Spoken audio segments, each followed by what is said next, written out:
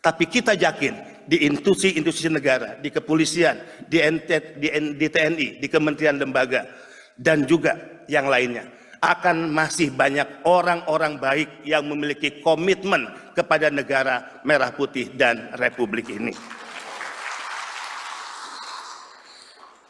Bahkan ada tren baru saya ingin laporkan kepada Pak Saleh. Kalau dulu kita berpikir korban penempatan ilegal adalah mereka yang pendidikannya menengah ke atas. Tidak seperti itu dalam kasus penempatan ilegal ke Kamboja. Rata-rata mereka adalah anak-anak muda, lulusan SMA, kemudian juga bahkan S1. Dan ada case beberapa anak muda S2. Dan dari Sumatera Utara juga tidak sedikit yang menjadi korban. Untuk hal ini, saya menyatakan di depan Presiden, Panglima TNI, dan Kapolri, sebetulnya sangat mudah untuk menangkap siapa aktor di balik bisnis judi online di Kamboja dan siapa aktor di balik scamming online. Saya cukup menyebut inisialnya T aja paling depan lah. Yang kedua saya nggak perlu sebut. Dan ini saya sebut di depan Presiden. Boleh ditanya kepada Pak Menko, Pak Mahfud MD saat itu.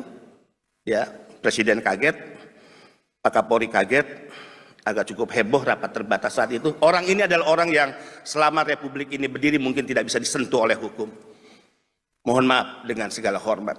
Saatnya negara mengambil tindakan tegas, tidak hanya menyeret para calo, kaki tangan, tapi mampu hukum menyentuh para bandar, para tekong, mereka yang kita kategorikan sebagai penjahat, penjual anak bangsa yang selama ini mengambil keuntungan dan pesta pora dari bisnis haram perdagangan manusia.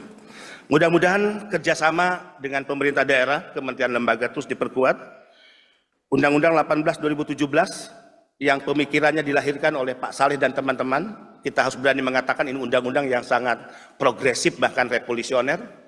Pembagian tugas kewenangan sudah nyata ditegaskan oleh undang-undang. Di pasal 39 menjadi tanggung jawab pemerintah pusat, BP2MI, Kemnaker dan Kemlu.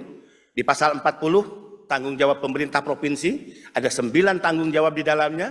Di pasal 41 ada tanggung jawab pemerintah kabupaten kota, ada 11 tanggung jawab di dalamnya. Dan di pasal 42 ada 5 tanggung jawab pemerintah desa. Perlindungan negara adalah perlindungan 3 dimensi, ekonomi, sosial, dan hukum.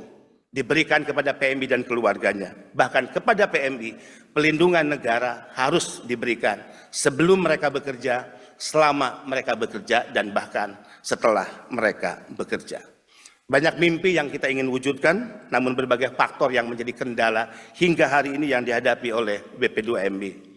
Anggaran sudah pasti, Komisi 9 terus memperjuangkan dan memberikan dorongan serta motivasi, tapi yang lebih penting adalah sinergi dan kolaborasi antar kementerian, lembaga, pusat, dan daerah yang ini terus kita perkuat.